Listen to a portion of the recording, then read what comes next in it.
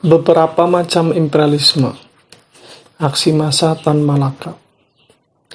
Berbagai cara pemerasan dan penindasan. Tuhan menciptakan dunia menurut gambarannya sendiri. Orang asing yang menjajah Asia selama 300 tahun adalah untuk memenuhi kebutuhan mereka masing-masing. Dan mereka memerintah negeri-negeri taklukanya dengan berbagai cara. Adapun secara ekonomis, dari dulu sampai sekarang dapat dibagi sebagai berikut. 1. Perampokan terang-terangan dahulu dilakukan oleh Portugis dan Spanyol. 2. Monopoli yang dalam prakteknya sama dengan perampokan masih terus dilakukan oleh Belanda di Indonesia sampai sekarang, kurang lebih tahun 1926. 3. Setengah monopoli mulai dilakukan oleh Inggris di India. Terakhir, persaingan bebas mulai dilakukan oleh Amerika di Filipina. Cara-cara imperialis lain hampir dapat disamakan dengan cara yang tersebut di atas. Adapun cara penindasan dalam politik adalah seperti di bawah ini. Pertama, imperialisme biadab, yakni menghancurkan sekalian kekuasaan politik Bumi Putra dan menjalankan pemerintahan yang sewenang-wenang. Misalnya adalah Spanyol di Filipina. 2. Imperialisme autokratis, yakni yang hampir tak berada dengan yang tersebut pasal A, seperti Belanda.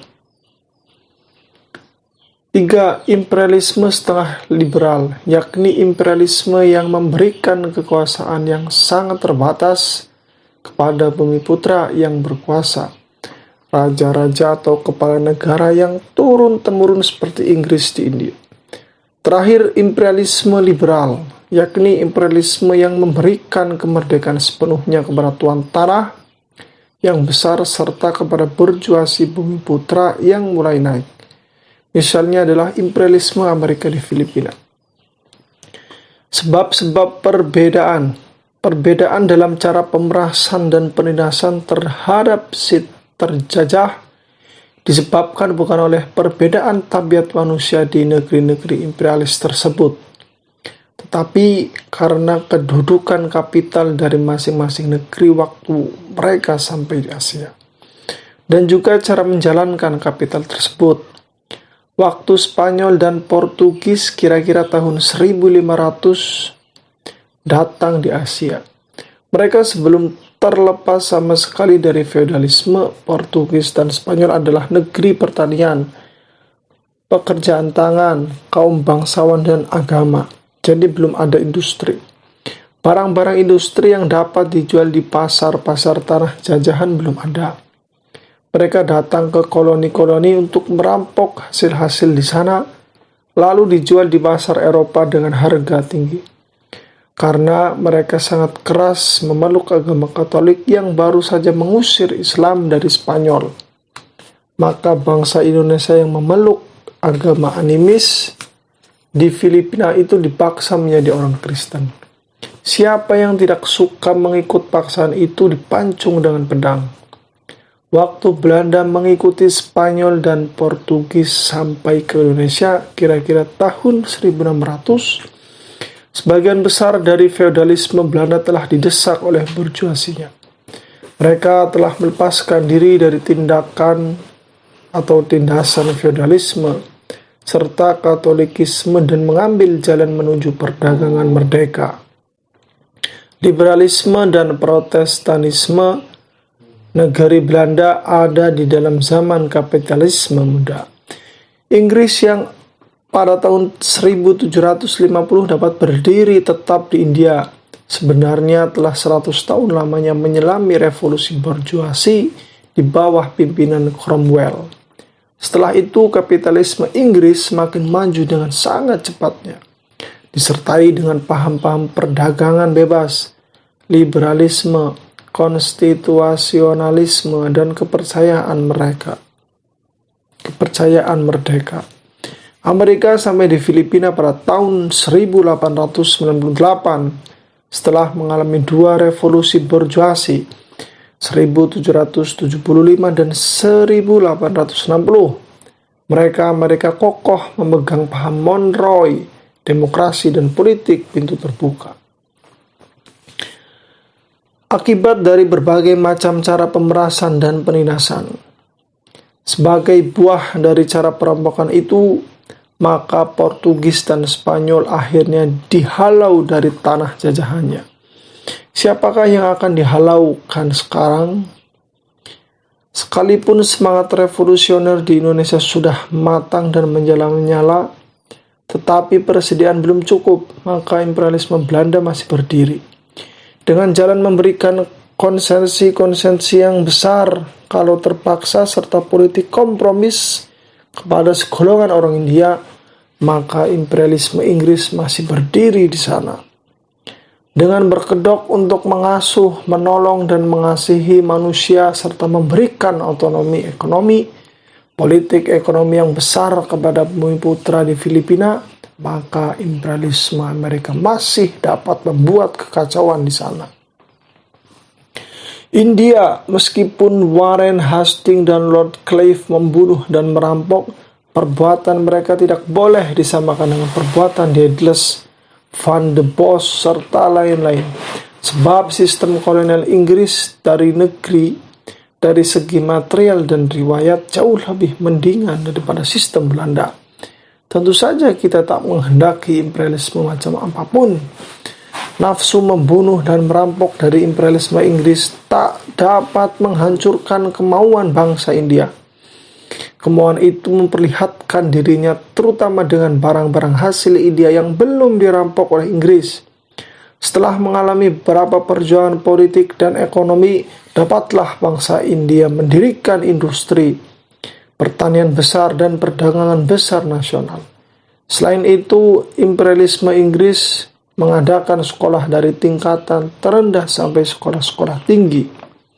Lebih dari 5 universitas dan semenjak beberapa lama telah mengadakan sistem pemerintahan sampai kepada dominion atau lebih jauh lagi. India telah mempunyai seorang Tilak, Mahatma Gandhi, Das, Tagore, Dr. C. Bose, dan Dr. Naye yang termasyhur ke seluruh dunia. Sekalian kaum terpelajar itu dilahirkan dalam pengakuan imperialisme Inggris. Karena Inggris di negerinya sendiri mempunyai bahan-bahan untuk industri arang dan besi. Dengan sendirinya ia menjadi bengkel dunia sebab ia tak mempunyai kapasitas.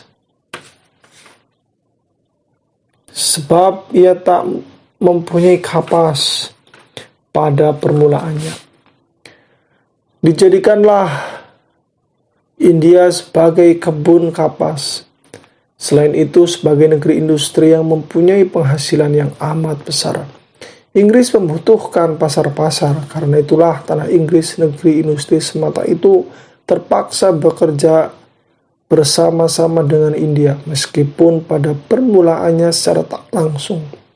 Bukankah firman-firman dan maskapai-maskapai baik impor atau ekspor dalam perdagangan yang sedemikian besarnya antara Inggris dan India membutuhkan kaum saudagar pertengahan bangsa India sebagai perantaraan. Dan lagi bukanlah tak selamanya Bayonot dapat memaksa suatu bangsa untuk membeli barang-barang, mau tak mau ia mesti menaikkan taraf hidup. Jika ia ingin memperoleh pembelian yang tetap, inilah yang memaksa imperialisme Inggris memberikan pendidikan barat kepada segolongan bangsa Indonesia. Sekolah tinggi pertama di Banggala yang sekarang sudah berusia 100 tahun, yang pada mulanya hanya boleh dimasuki oleh anak orang kaya dan aristokrasi. Kemudian dibenarkan juga buat anak orang biasa. Dalam waktu yang singkat, sekolah-sekolah tinggi itu pun menghasilkan sekian banyak kaum terpelajar, hingga birokrasi Inggris tak dapat menerima mereka sama sekali. Timbullah di sana kelas yang terdidik secara barat dan yang merasa tak senang, yaitu kaum buruh halus. Dari kelas inilah kemudian lahir beberapa orang pemimpin pergerakan kemerdekaan yang terkenal sebagai ekstremis, yakni kaum kiri. Demikianlah imperialisme Inggris melahirkan musuhnya serta menggali kuburannya sendiri. Dengan pimpinan Tilak yang termasyhur itu, timbullah aksi boikot pada tahun 1900 sampai 1905. Maksudnya supaya industri dan perdagangan nasional hidup, yaitu dengan jalan memboikot barang-barang pabrik Inggris yang diimpor ke India. Kapas ditanam di India, sudah itu dikirimkan ke negeri Inggris dengan harga yang berlipat ganda, dijual pula kepada pembeli bangsa India. Dengan mempergunakan barang-barang yang belum dirampok sebagai senjata, kaum terpelajar memperoleh kemenangan. Tuan tanah yang besar-besar dan saudagar-saudagar memberikan pertolongan berupa kapital, semangat dan alat untuk memenuhi program kaum ekstremis, meskipun penuh dengan rintangan-rintangan politik, ekonomi, keuangan, dan alat yang luar biasa, dapat jugalah Tilak dan kawan-kawannya meraih kemenangan. Berbagai industri, termasuk industri tenun, industri nasional waktu sekarang, adalah buah tangan yang terpenting dari Tilak dan kawan-kawannya. Pun industri itu sudah mempunyai lapangan internasional. Sebagian besar kemenangan itu juga tergantung pada pertolongan buruh dan tani bangsa India. Berdiri di atas kemenangan Tilak, dapatlah Mr. Gandhi meraih kemenangan dalam pergerakan non-cooperation atau gerakan boikot. Hampir semua pabrik tenun di Bombay, lebih kurang 200 jumlahnya, sekarang dimiliki dan dikelola oleh otak dan tenaga India. Kapas Inggris terpukul dalam persaingan yang hebat.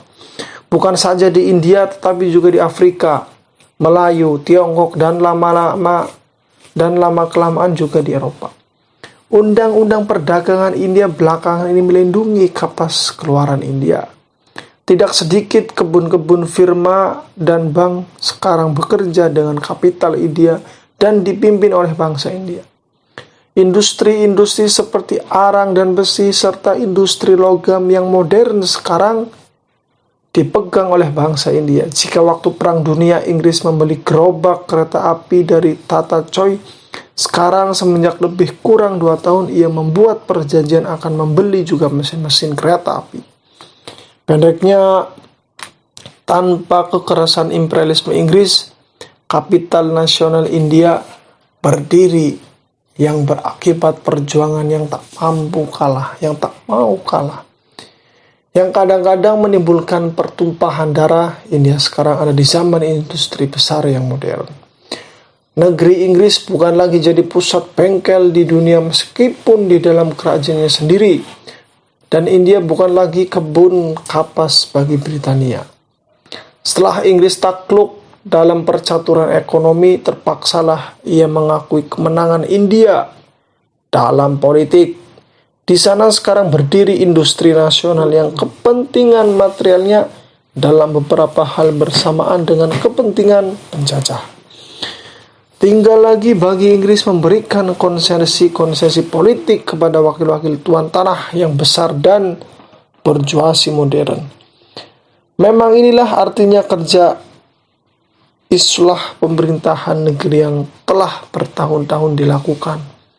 Montague Chelmsford's Plan, daerah besar-besar yang berpenduduk 5 juta, seperti Bangala dan daerah tengah setelah diadakan islah dengan perantara majelis-majelis daerah, hampir jatuh ke tangan bangsa India sepenuhnya. Pemilihan dewan yang tertinggi, Doema bangsa India, dipengaruhi oleh kaum Syawarai, militer, perguruan, dan pengadilan. Dalam beberapa tahun ini ditempati oleh putra-putra India yang cakap dan setia. Meskipun demikian, belumlah ada satu perwakilan rakyat, parlemen, dan kabinet yang bertanggung jawab. Sungguh pun islah pemerintahan India jauh lebih sempurna dari Dewan Rakyat ala Belanda. Tetapi belum sampai seperti Dominio Kanada, konstitusi Filipina atau Mesir. Tetapi sejumlah pemimpin dan kaum ekstremis dapat ditarik hatinya oleh islah itu. Karena itu pergerakan kaum revolusioner untuk sementara waktu kandas hingga imperialisme Inggris memperoleh kesempatan untuk menarik napas. Filipina. Keadaan di Filipina berlainan sedikit dengan di India. Bangsa Amerika datang pada tahun 1998, waktu bangsa Filipina telah 3/4 berhasil melemparkan kekuasaan Spanyol. Awalnya Amerika berlaku sebagai kawan, tetapi setelah kokoh berdirinya, dia tinggal terus dalam negeri itu.